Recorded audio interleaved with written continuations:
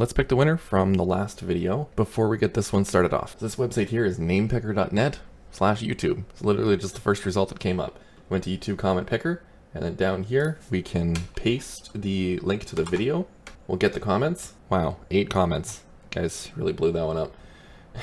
We're going to filter the duplicate names, that way someone couldn't enter a whole bunch of times over and over and over. We're going to filter the comments based on a specific word. It's hashtag Windows 11, because that was the regulation for the contest. And all we got to do is start the raffle and pick a winner. Alright, we got Nomad MK15C. Mark 15C. That's actually a space probe that was sent out by NASA to detect alien life and stuff. So that's actually an awesome username. So let's go to your profile here. And unfortunately, you do not have subscribers public. So I can't confirm whether or not you're subscribed. And that was one of the regulations for winning. So we do have to pick another winner. So let's pick a new winner. And we have Gal Charlie. So let's go to your profile here. Go to your subscriptions. So now let's just scroll down, load all of your subscribers, which seems to be everything there. So now let's search. And you are not subscribed. So we have to pick another winner. And we got Gal Charlie again. And we have Film Factory. So let's go to the subscribers, scroll down to load them all. So we've loaded them all, so now we can search.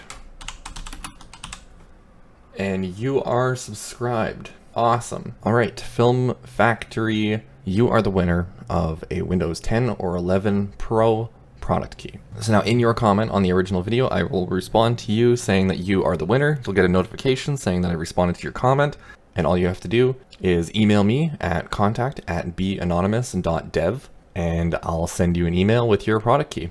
So again, huge shout out to cdkdeals.com because they provided the product key for this contest. They sponsored that last video. But now let's see if a gaming laptop is really worthwhile as an actual laptop.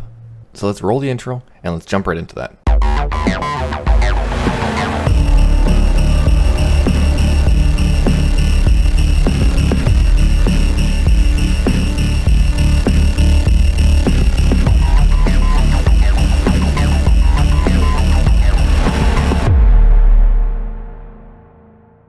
So this seems to be something that I can't find anywhere online, so I'm going to do it myself. So what I want to do right now is a comparison between the performance this laptop gets, which Windows 11 really doesn't matter in this instance because after the last benchmarking video that I did, the comparison between 10 and 11 were within margin of error of each other. So there's not going to be a huge difference here, and I already have it set up because this is what I'm testing Windows 11 on. So now the screen recording is a little bit different because I have the second display on because this is an Asus Zephyrus Duo GX 550. This is a gaming laptop. The whole point of this is so we have a crazy amount of performance, but also on the go. Now the issue that I found is that we don't have crazy performance on the go.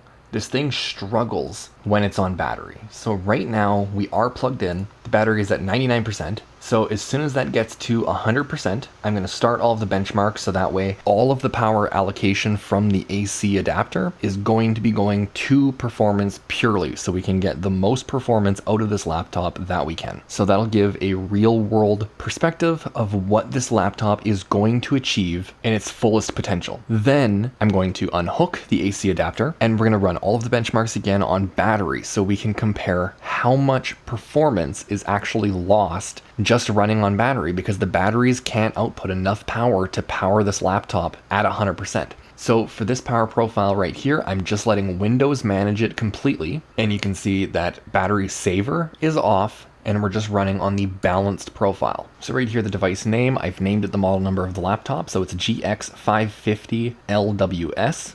We have an i7-10875H, 32 gigs of RAM. We're on Windows 11 Pro. It's 22000.71, which is currently the latest update. And after doing the updates, I've also done a disk cleanup to remove any old Windows Update files that could be slowing it down in the background. So this is as clean and optimized as it can get. And then right here for the NVIDIA control panel, you can see that we're on the latest Studio driver. So that's a stable driver. And that's 471.11. And then right here, you can see that we have the RTX 2070 Super. So those are the specs. Everything is being controlled by Windows. You can see the specs right here again. We have the same 1TB NVMe's in RAID 0, giving us 2TB of storage, 32 gigs of RAM. Like, this is the same laptop as every other video. I'm just trying to illustrate that I've changed to nothing here. And right now, only screen recording, we're getting between 60 and 70 degrees on the CPU. So this laptop does run very hot. And the GPU is sitting just under 60 degrees. And you can see that we have the CPU stats, GPU, and then the memory and storage and everything, as well as the fan speed. So we have a lot of system information, frequencies, everything, and then right here, it'll log the frequencies that we're at for the CPU. The GPU doesn't have any frequency readings for some reason, so there's not really anything I can do there other than temperature. But then we also have this pink line here, which is the GPU temperature. The yellow is the CPU temperature, and then the blue is the actual CPU package itself. Now, why this says it's thermal throttling, I have no idea, because it's 0% and it's a straight line all the way across. So maybe this was updated or something and they just added a CPU throttling in here. I really have no idea. I've done nothing. I'm literally just running OBS. So now I'm going to run Geekbench 5.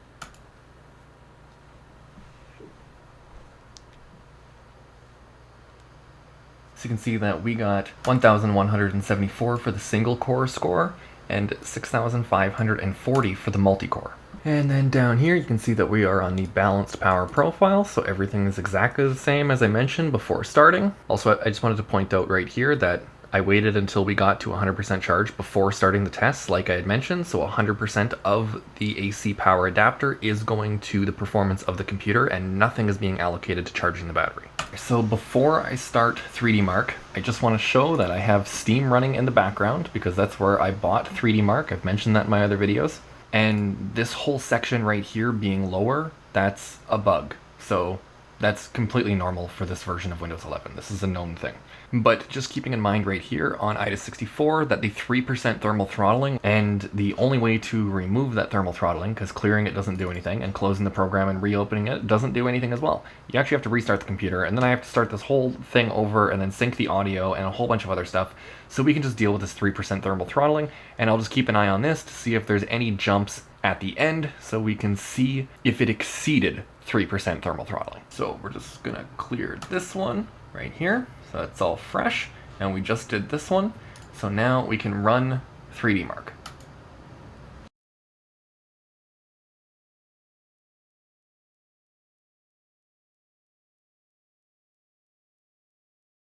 So there we go, we got a Time Spy score of 6,041.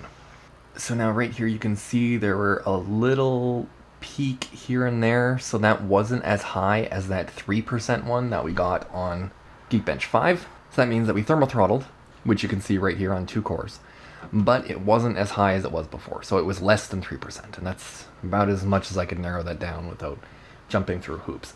And now the last one that I want to run is Forza 7. Now I was having issues with Forza Horizon 4. For some reason it won't let you screen record it unless it's in windowed mode, but if I try to open it in window mode, it opens in a black screen for some reason. I'm not sure. It might be a Windows 11 issue.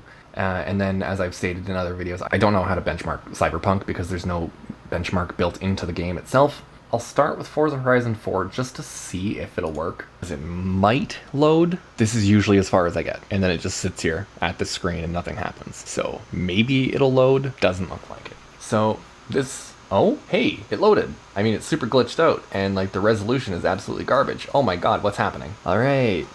Mint. 4x3 Forza Horizon 4. Deadly. To be fair, I'm in entirely uncharted waters right now because this is as far as I've gotten with screen recording. I actually don't even know if it's working. It might actually be recording a black screen for what you're seeing. But right now, I can see it. So we'll start this. Okay, so the data has been synced. I'm gonna go to Options, Video, and we're gonna go to Advance. I'm going to crank everything. We are going to make this as stressful for the computer as possible. Perfect, so every single thing is maxed out, except for motion blur. That's disgusting. Okay, so everything's been saved. 1080p, dynamic optimization is off because we have everything cranked. 240 frames per second is the highest it goes, and this is a 300 hertz display. If we're going to get anything close to 240 frames per second, we will. VSync off, full screen on, show FPS on, motion blur off. That's disgusting. So we can save this. Preferences have been saved. Now we can run the benchmark. So you can see that the target was 240 frames per second and we achieved 71 frames per second with the absolute maximum graphics settings that we could. And again, right here, you can see what version of Windows we're on, the graphics card, the CPU, the amount of video memory used, the amount of system memory used, resolution, and the target refresh rate. But that's basically it for this. So now we can go to Forza Motorsports 7. So while this is loading, you can see that we thermal throttled to 16%. And over here, we thermal throttled on 6 of the 8 cores. So we'll clear that, and we'll just wait for this to load. Okay, so the game is loaded. Just gonna make sure that everything is as high as it can go. Motion blur quality, off. Ugh. Every single thing is maxed out. And the frame rate is unlocked, so this will just go as high as it can possibly go. There we go, and it's a 1080p display, which is set to 300 Hertz. So we're good. Now let's run the benchmark. Alright, there's our results. So the average frames per second was 81.9.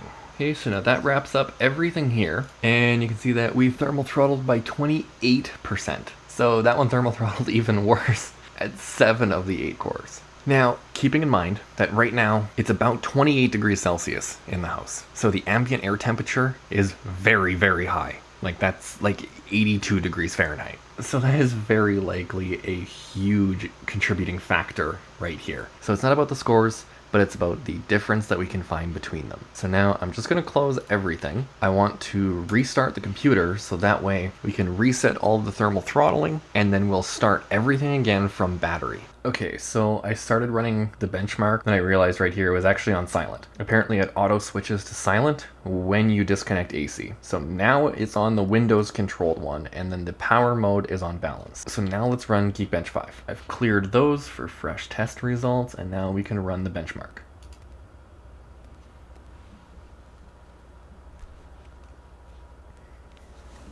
There we go. So we got a single core score of 944 and then a multi-core score of 5,487. And we go down here and you can see that everything is exactly the same as it was before. Power plant is balanced. The only difference right now is we're running on battery. So that already is a pretty definitive sign of how much performance we lose just by not being on AC. So is this really a gaming laptop or is this just a regular laptop that has gaming performance when it's plugged in? And now we can run the Time Spy benchmark.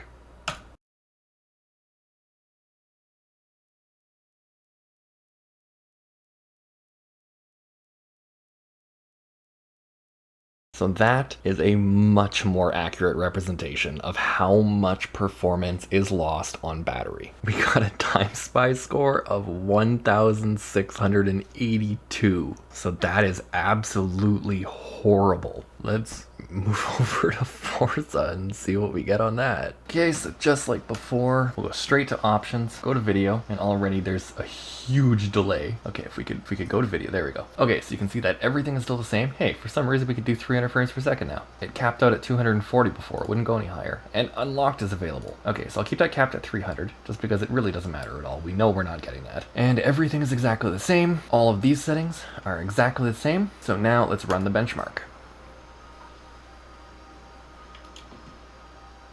Okay, so already you can see with the target set to 300, which doesn't matter at all, we achieved 17 frames per second. And right here you can see that nothing changed. This is the exact same computer as it was before. All of the settings are exactly the same. Nothing changed. This is just running on battery. Now the interesting thing is we haven't thermal throttled at all through any of these because it limits the performance so much because the battery literally can't put out that much power that we're not able to get anything hot enough to actually thermal throttle. Now mind you, this laptop still is uncomfortably hot. The chassis itself is around like 40 to 50 degrees Celsius. It's extremely hot and really uncomfortable to actually have on your lap. So let's do Forza Motorsports 7. So right here you can see that everything is exactly the same as it was before. All of the graphics settings are absolutely maxed out on everything. So now we can run the benchmark on battery. And you can see that we got an excellent 2.5 frames per second. Now you have to keep in mind, I am screen recording, so it is using a lot of the system resources to that as a priority, mind you, so that way the screen recording keeps up and stays stable. So the game is getting second priority here. Are these really gaming laptops? I can't even, there we go. Oh, wait. Oh my god. Like, this is brutal. Like, this is an Asus Zephyrus Duo with an i7, an RTX 2070 Super, and 32 gigs of RAM, and this is how it's running. I've noticed this with lots of gaming laptops, is they are just absolutely terrible on battery. How did they get away with this? How is this a gaming laptop? This is a laptop that you can play games on as long as you do not leave the house. So why would you not just buy a desktop computer for less with better performance? The entire market for these things is absolutely ridiculous. And considering I paid $4,700 Canadian for this laptop, that's the kind of performance that I'm getting. One thing that I want to test is to see what the actual performance is on a Ryzen APU, because those are extremely low power and designed to run off of battery. Is it better to buy a gaming laptop like this, or is it better to buy a cheaper desktop and with the money you saved buy a Ryzen APU based laptop with Vega graphics? Something like an HP X360, which older subscribers of the channel will know that that was one of my favorite laptops, and they now have a Ryzen model. The Lenovo Flex 5 also comes with a Ryzen APU, so that would be something really interesting to test out. So one last thing I just want to show here is the battery life. We are at 38%. That's how much battery we've used. Just running benchmarks, we didn't even game. We didn't even do anything. So again, the 8 to 12 hours on a Ryzen APU based laptop, you know, I guarantee you it's going to be better than this. Those laptops might be a better option than buying a gaming laptop. So hopefully you got something out of this. Like the video if you liked it, dislike it if you didn't like it. Join the members program, that's cool if you want to help out. Subscribe to the channel, that's always welcomed. Or don't do any of it, I'm not telling you what to do.